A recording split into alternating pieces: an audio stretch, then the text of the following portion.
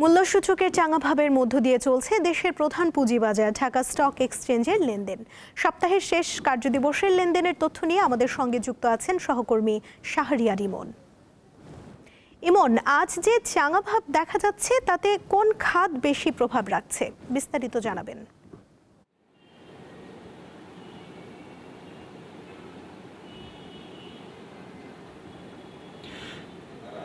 ইয়াসমিন সুমনা, আজকে আমরা যেটি বলছিলেন যে চাঙ্গা ভাব বাজারে, আসলে একটু আমরা চাঙ্গা ভাব দেখছি যে টানা দরপতন কাটিয়ে আসলে খানিকটা চাঙ্গা ভাব বিরাজ করছে দেশের প্রধান পুঁজিবাজার ঢাকা স্টক এক্সচেঞ্জে।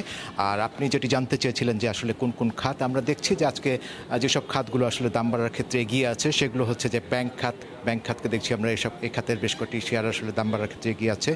এর পাশাপাশি টেক্সটাইল খাতের কিছু শেয়ারও আমরা দেখছি দাম বাড়ার ক্ষেত্রে এগিয়ে রয়েছে, সাথে আর্থিক খাতেরও কিছু কোম্পানি রয়েছে। আর আমরা যেটি দেখছিলাম যে আজকে সপ্তাহের শেষ কার্যদিবসের লেনদেন চলছে, আমরা প্রথম ৩ ঘন্টার পর দেখছি সূচক ৩৩ পয়েন্ট বেড়ে মোট সূচক অবস্থান করছে ৫,১২৮ পয়েন্টে।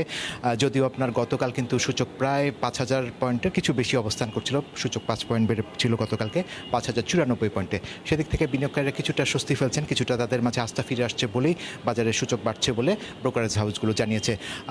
সুমনা, আমাদের মাঝে আসলে এই মুহূর্তে উপস্থিত আছেন শাকিল হিজবি স্টকসের ডেপুটি ম্যানেজার সাইমা আক্তার। তার কাছ থেকে আমরা বাজার সম্পর্কে বিস্তারিত জেনে আসবো। জনাব সাইমা আক্তার, আপনাকে স্বাগত জানাচ্ছি। আপনার কাছে যেটি জানতে চাই সেটি হচ্ছে যে সপ্তাহের শেষ কার্যদিবসে আমরা দেখছি যে সূচক খানিকটা বেড়েছে, মূলত কি বিনিয়োগকারীদের আস্থা ফিরছে?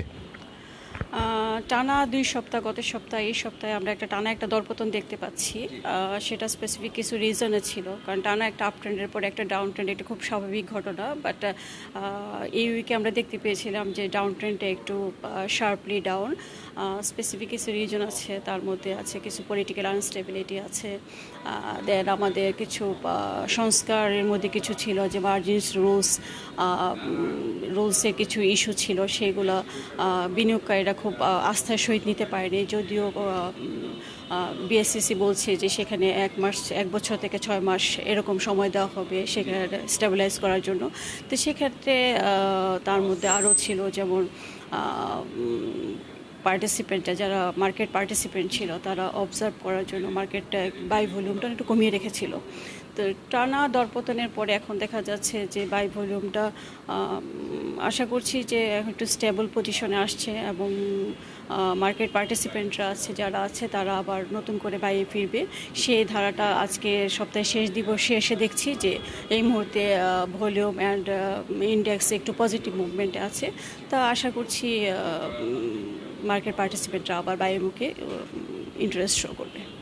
এখানে আরেকটি বিষয় আপনার কাছে আমরা জানতে চাই, সেটি আমরা দেখছিলাম যে আজ আপনার বেশ কদিন ধরে দেখছিলাম যে আসলে কোনো খাতেরই সেরকম একটা আমরা প্রাধান্য ছিল না, বা কোনো খাতগুলোকেই আসলে আমরা সেভাবে দেখছিলাম না যে মার্কেটে পারফর্ম করছে। বা সেক্ষেত্রে আমরা দেখছি যে ব্যাংক খাত বা আপনার যে সমস্ত টেক্সটাইল খাত, সাথে আর্থিক খাতের কিছু যে আমরা খাতকে দেখছি আজকে এগিয়ে আসছে। তো খাতগুলোর আসলে কি অবস্থা ছিল? লাস্ট উইকসে আমরা ব্যাংক অ্যান্ড ফিনান্সিয়াল সেক্টরের একটা স্ট্রেস আমরা দেখেছি, বিশেষ করে মার্জার অ্যান্ড ডিলিস্টিং ইস্যুতে। সেই স্ট্রেসটা এখনও বিনিয়োগকারীরা কাটিয়ে উঠতে পারেনি, কারণ বিএসসিসি থেকে তেমন কোনো স্ট্রং গাইডলাইন এখনও স্টিল পায়নি। দেন যদি মনে করেন টেক্সটাইল সেক্টর বলে, সেখানে ডিভিডেন্টের টাইম চলছে, বিভিন্ন কোম্পানিগুলো তাদের ইপিএস শো করছে। তো বিনিয়োগকারীরা এই মুহূর্তে দেখছে কোন কোম্পানি কোন ভালো ডিভিডেন্ট দিচ্ছে কিনা, কাদের ইপিএস ভালো আসছে, সেটার বেসিসে তারা ইনভেস্টমেন্টে যাবে।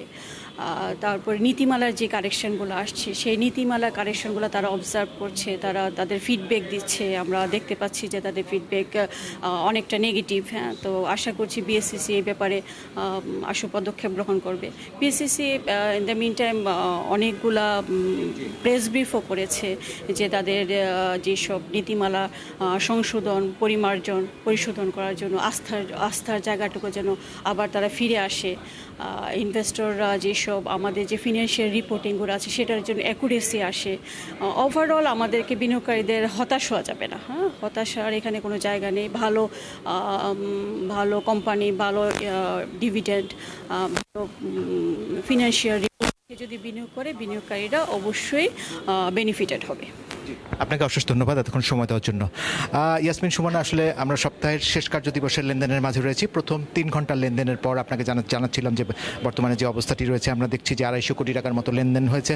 যদিও গতকাল লেনদেন ছিল 350 কোটি টাকা। বিনিয়োগকারীরা আশা করছেন যে আজও একটি ভালো লেনদেন হবে, তবে তার জন্য আমাদেরকে আরও 1.5 ঘন্টা অপেক্ষা করতে হবে। তারপরে আমরা বুঝতে পারবো যে দিন শেষে লেনদেন কত হয় এবং সূচকের পরিমাণ, অর্থাৎ দেশের প্রধান পুঁজিবাজার ঢাকা স্টক এক্সচেঞ্জের যে DSEX সূচক সেটি কী পরিমাণে গিয়ে দাঁড়ায়।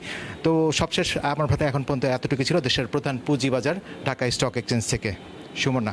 ইমন, আপনাকে ধন্যবাদ।